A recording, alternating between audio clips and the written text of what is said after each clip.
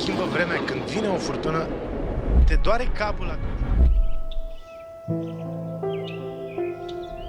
Dor oasele, te dor articulații. Dacă te doare capul atunci când plouă, te dor oasele, te dor articulațiile, când se schimbă vremea, când vine o furtună, atunci acest material este pentru tine, pentru că vorbim despre sensibilitatea meteo sau meteoneuropatie. Și e foarte interesant faptul că știința este foarte contradictorie în privința acestui aspect. O să analizăm aceste documente științifice, o să vedem care sunt posibilele cauze pe care ni le putem explica, ce nu ne putem explica, dar se pare că observăm asta la oamenii din jurul nostru și ce soluții avem pentru oamenii care au această sensibilitate meteorologică. Acum, această meteoneuropatie sau meteoropatie, cum vrei să-i spuneți, e un cuvânt neobișnuit pentru limba română. De regulă ne referim la ea ca la sensibilitate meteo, dar conceptul și cuvintele similare sunt răspândite în multe alte limbi. Spre exemplu, în poloneză, un suferinț de sensibilitate meteo este e numit meteopat, meteopata, li se spune, sau meteoropata. Băi, meteopat ce ești? Băi, ești meteopat la cap? Și de fapt chiar poți să fii meteopat la cap, o să explicăm asta imediat. Acum, în italiană se numește meteoropatico, în croată se cheamă meteoropat, în macedonă se cheamă meteopat, iar în japoneză se cheamă kishobio. În germană există doi termeni și mi se pare mișto că i-au diferențiat. Cei care sunt, să zic, sensibili la schimbările meteorologice ca și simptome și semne directe, adică îi doare capul, au tot felul de dureri în corp, aceia sunt denumiți Weterempfindlichkeit, iar cei care au schimbări de dispoziție, adică nu dorm bine sau dorm mult sau sunt apatici, sunt denumiți Weterfulkeit.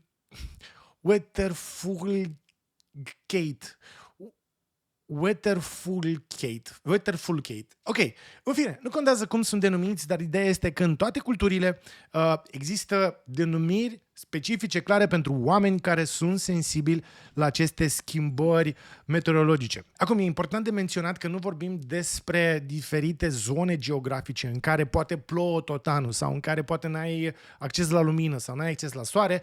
Vorbim despre schimbări meteo care se întâmplă brusc. Spre exemplu, astăzi este frumos afară și mâine deodată te trezești și plouă și este frig și vezi acele picături pe geam și n-ai chef să te scoli din pat.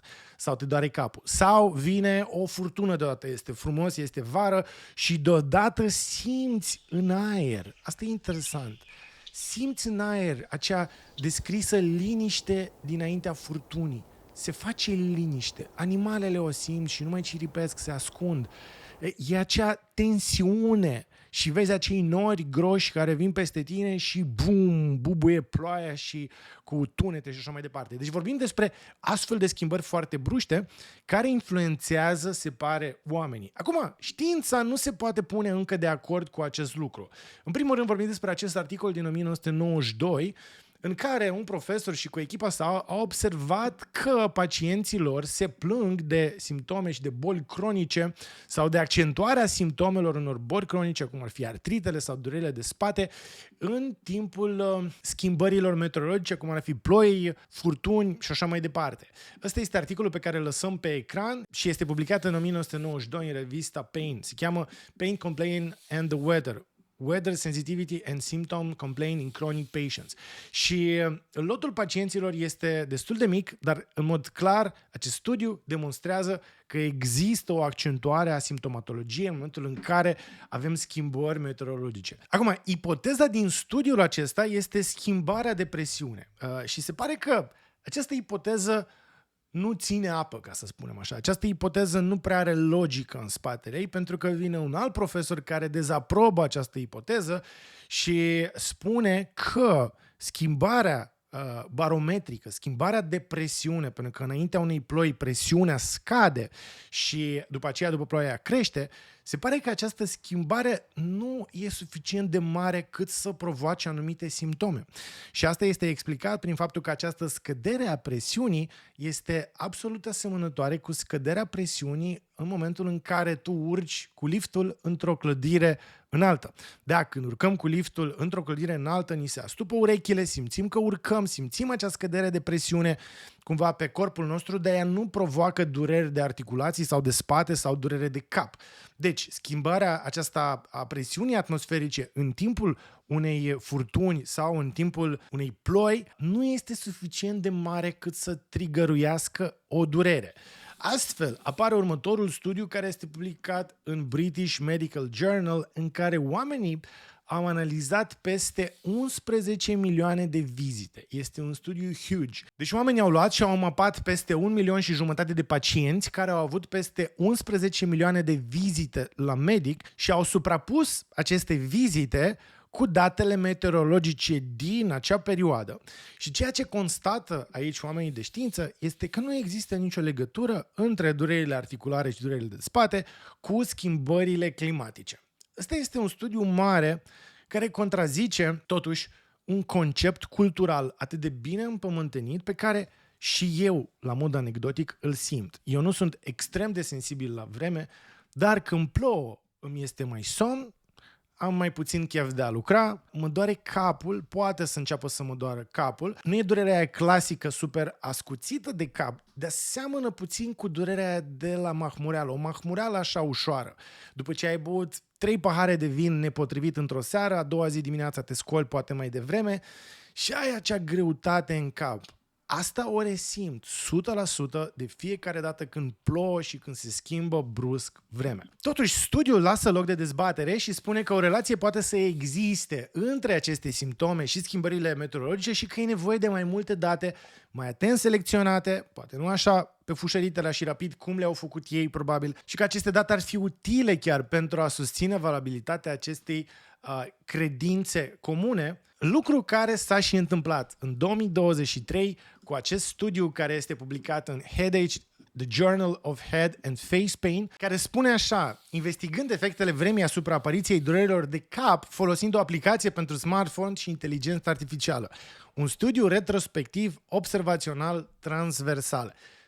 În acest studiu, oamenii care au participat la studiu au purtat un telefon cu ei, da, logic, avea un telefon, dar avea o aplicație instalată, aplicație care îi localiza, vedea care sunt schimbările concrete de presiune atmosferică și de umiditate și de temperatură și în acea aplicație oamenii apăsau pe anumite butoane când îi durea capul, când îi dureau articulațiile și așa mai departe. Și ăsta este un mod mult mai precis de a calcula sau de a asocia durerea cu schimbarea climatică față de studiul precedent care practic nu prea a demonstrat nimic. În acest studiu, autorii spun că, din păcate, felul sau mecanismul prin care aceste schimbări climatice duc la apariția durerii de cap sau alte tipuri de manifestări, mecanismul nu este cunoscut. Deci, iată, medicina, și în 2023, când este studiul publicat, medicina nu știe să ne explice foarte multe lucruri, cum ar fi, de exemplu, cum de animalele știu la sute de kilometri distanță că vine un potop sau că vine un dezastru, cum simt un cutremur cu minute înainte ca el să se întâmple.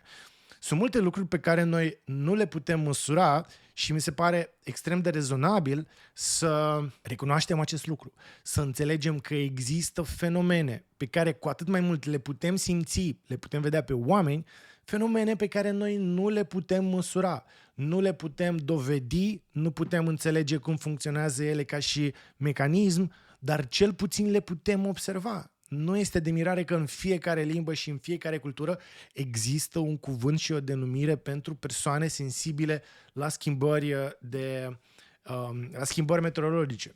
Și aici, în acest studiu, autorii aduc însă niște ipoteze, că inervația trigeminală convergentă a urechii, adică nervul care inervează urechea, sinusurile paranazale și meningele craniene pot fi implicate în dureri de cap cauzate de mici schimbări ale presiunii barometrice. Totuși, mecanismele detaliate nu sunt cunoscute. Ce zic ei este că avem tot felul de nervi, avem meninge ca o pungă care învelește creierul și în care creierul cumva se scaldă.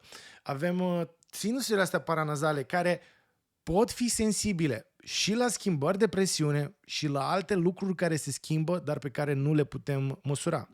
O varietate de simptome, spune studiul respectiv, inclusiv simptome autonome, afective cognitive, hipersensibilitate la durere sau hipersensibilitate senzorială și hipersensibilitate imunologică sunt cauzate de perturbarea acestui proces de homeostazie, care practic homeostazia este încercarea corpului nostru și reușită de cele mai multe ori de a ne menține un echilibru. Acest echilibru este cumva lovit când lucrurile se schimbă brusc în exterior. Autorii continuă spunând că presiunea barometrică scăzută, schimbările de presiune barometrică, umiditatea ridicată și precipitațiile au fost asociate semnificativ cu apariția durerilor de cap. Și acum, acest lucru nu este de mirare. Gândiți-vă la următorul lucru. Presiunea atmosferică, tot aerul ăsta, apasă asupra noastră, este absolut imensă.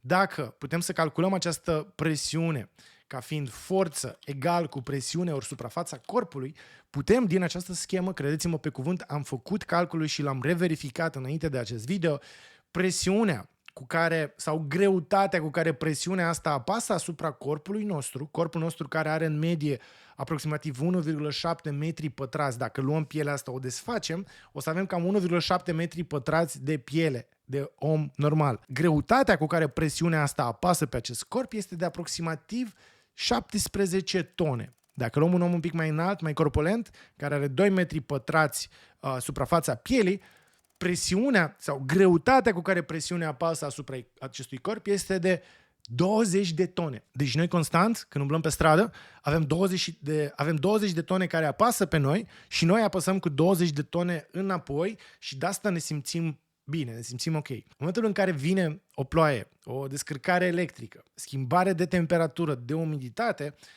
această greutate se schimbă. Da? Dar pe lângă această greutate, cum spuneam, probabil există și alte elemente cu care vine această schimbare meteorologică pe care noi nu le știm și nu le putem măsura, dar care au acest efect care în sfârșit în 2023 a fost dovedit în acest studiu, îl punem din nou pe ecran, Sorin, mulțumim mult, care a măsurat practic cu ajutorul unui telefon și acestor raportări pe care oamenii l-au făcut, că într-adevăr există o asociere foarte clară între aceste schimbări și simptomele pe care le resimt. Apropo, în acest studiu, aplicația a fost folosită de 1 milion de utilizatori, iar datele au fost extrase de la 4375 de utilizatori, cu 336.000 de ore de durere de cap. Deci, practic, au luat persoanele sensibile, au văzut când îi doare capul și au asociat acele dureri de cap cu schimbările meteorologice și au nimerit la fix. Acum, hai să vedem totuși care sunt persoanele, și aici deja mergem la statistici, care au risc de a fi sensibile la schimbări meteorologice.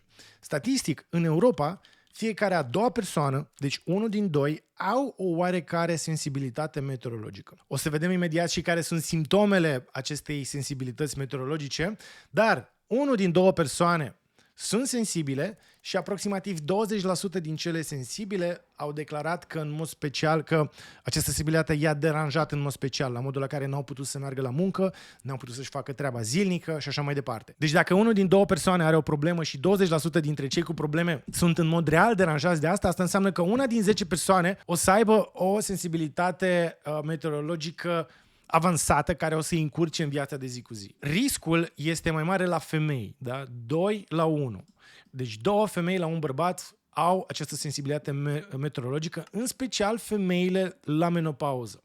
Persoanele în vârstă, peste 70% din persoanele peste 60 de ani au această sensibilitate meteorologică. Deci la populația generală avem 50%, la persoanele în vârstă peste 60 de ani avem peste 70%. Acum, persoanele cu boli cronice, persoanele cu tulburări funcționale, persoanele cu sensibilitate crescută generală și în special persoanele care suferă de fibromialgie. Apropo, dacă vreți un vlog despre fibromialgie, o altă afecțiune foarte controversată și foarte enigmatică, lăsați-mi jos comentariu și revenim cu astfel de material. Deci persoanele care au fibromialgie au din nou o sensibilitate crescută la schimbările meteorologice. Și statisticile au arătat și care sunt aceste semne și e foarte important să le vedem și să vezi și tu dacă te regăsești în aceste semne. Practic, ele se referă la simptomele care sunt legate de aceste schimbări de vreme. Și sondajele spun așa, că 59% dintre oamenii cu sensibilitate la meteo au dureri de cap sau migrene. 49% au oboseală. În jur de 45% dintre persoanele sensibile la schimbări meteorologice au somnolență. 40% au tulburări de somn, adică nu pot să doarmă bine. 42% din persoanele cu sensibilitate meteo au dureri articulare sau musculare și mai apar simptome cum ar fi iritabilitatea, dificultatea de concentrare și nervozitate. Și astea sunt date colectate pe un eșantion din Germania, așa că putem cu mare încredere să-l extrapolăm și să-l suprapunem peste populația din România, unde nu există date statistice în acest sens. Și acum, revenind la mecanism, presupunerea este că și schimbarea de presiune, și umiditatea care începe să varieze, și temperatura care deodată scade, plus alți factori pe care nu-i putem măsura, lipsa expunerii la lumină pentru că deodată se face norat, toate astea par să ducă la această sensibilitate sau la aceste simptome.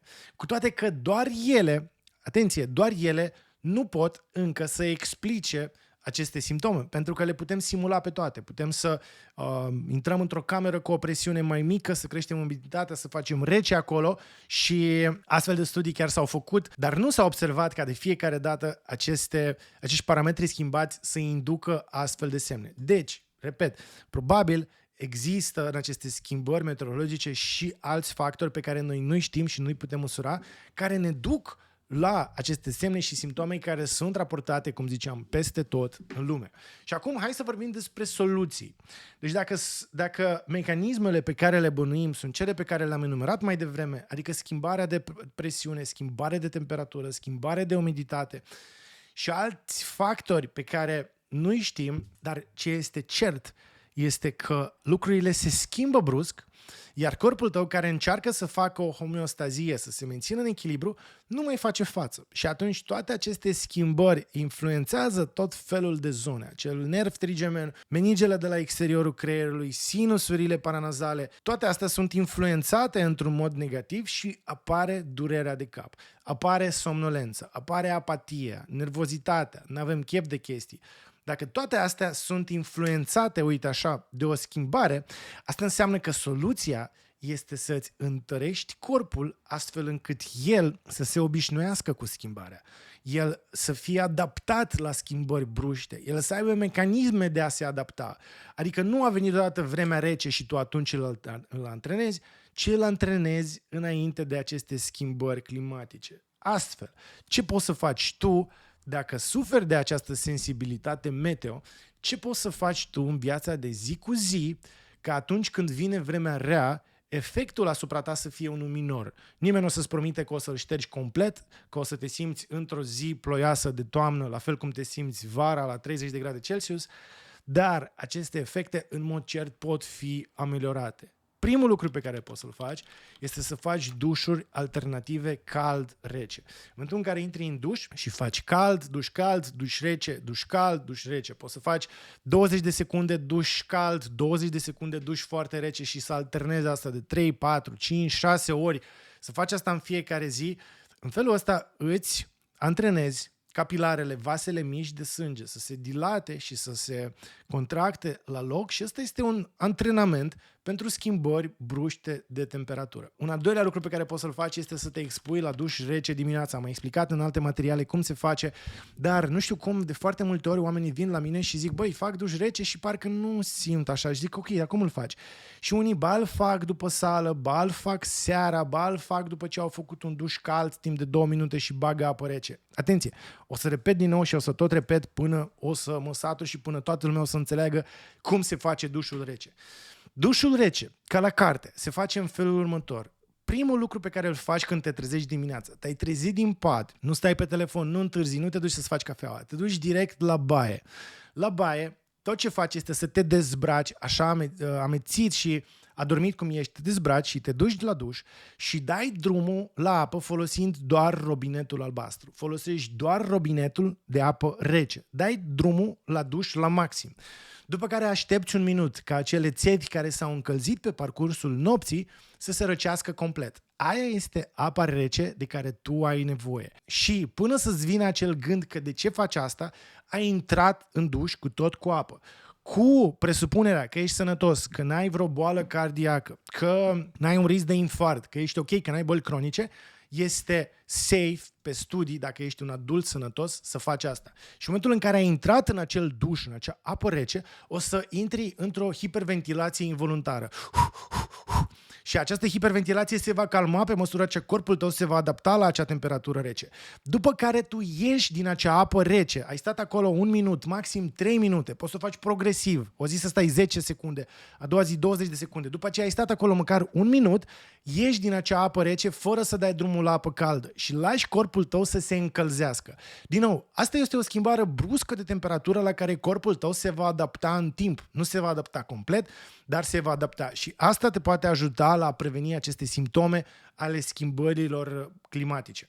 Al treilea lucru pe care poți să-l faci este să faci saună. Din nou, te expui la o temperatură mai caldă de data asta și înveți corpul tău să reacționeze pozitiv la schimbări bruște de temperatură, de data asta la temperatură caldă. Ce se recomandă în studii este undeva la 30-45 de minute de saună pe săptămână, împărțită în 3 reprize. Ideal este să ai o sală de forță la care să te duci să faci exerciții, care să aibă o saună. Și de 3 ori pe săptămână să faci câte 15 minute, sesiuni de câte 15 minute de saună și asta o să te ducă la 30-45 de minute pe săptămână. Al patrulea lucru pe care poți să-l faci pentru a preveni aceste simptome sau le ușura, care țin de schimbări climatice, este să te plimbi în aer liber în orice vreme. Plimbă-te și vara, dar și iarna, dar și toamna când plouă afară, du-te și plimbă-te. În felul ăsta îți înveți corpul să se adapteze cu propriile sale mecanisme la acele schimbări climatice. Te-ai trezit toamna, plouă afară deodată, te doare puțin capul, nu te simți bine, te îmbraci, te duci afară să te plimbi. Același lucru este valabil și pentru exerciții fizice. Ele trebuie făcute în toate anotimpurile. Este iarna afară, dacă nu e pericol să aluneci pe gheață, te îmbraci și te duci să alergi în parc, te plimbi în parc, faci exerciții fizice mereu. Eu, de exemplu, cel mai bun mod pe care l-am găsit în a combate această apatie și somnolență și durere de cap care îmi vine odată cu schimbările bruște de temperatură, de schimbări meteo bruște de afară, este să mă duc imediat la sală după ce m-am trezit. Mă trezesc, este frig afară, plouă, mă doare capul, n-am niciun chef. Fix fără acel chef, îmi pun Adidas în geantă, îmi iau hainele de sală, mă duc la sală, mă pun pe bandă, dau drumul la cea mai mișto muzică și încep să fac sport, încep să transpir, încep să mă doară mușchii, îmi crește alura ventriculară, îmi crește dopamina, adrenalina, corpul meu învață să se adapteze și sub acest mediu și acele simptome scad și aproape că dispar pe tot parcursul zilei. Bineînțeles, o dietă sănătoasă, un somn suficient și tehnici de relaxare. Toate astea ajută să combați aceste simptome care vin odată cu schimbările climatice. Ele vin, ele sunt reale, ele sunt raportate în foarte multe sondaje. Ultimele studii dovedesc clar că studiile anterioare care au arătat că ele nu există erau de fapt greșit făcute și într-adevăr există această sensibilitate meteo, cum spun polonezii, meteoropata sau meteoropata. Deci data viitoare când plouă, când e urât afară și tu te simți nasol, trebuie să-ți dai seama că ești ca meteoropata. Este dovedit științific că poți să fii așa, e dovedit științific că poți să te simți nasol, e dovedit științific că poți chiar să nu te duci la muncă dacă simptomele sunt persistente. 30% dintre acei respondenți la acel sondaj pe care o să lăsăm jos în descriere, 30% dintre cei care au răspuns că au simptome au și confirmat că nu s-au dus la muncă în anumite perioade.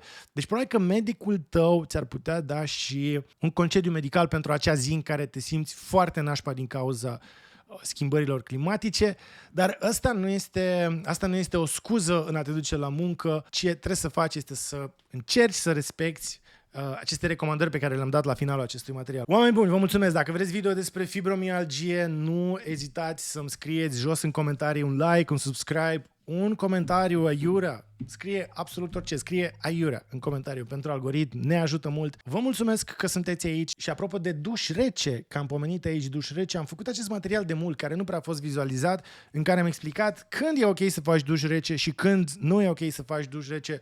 Vă recomand să dați click pe el sau dacă nu, dați click direct pe numele acestui canal și o să vedeți o grămadă de podcasturi și video care sper să vă placă la fel de mult cum v-a plăcut acest material.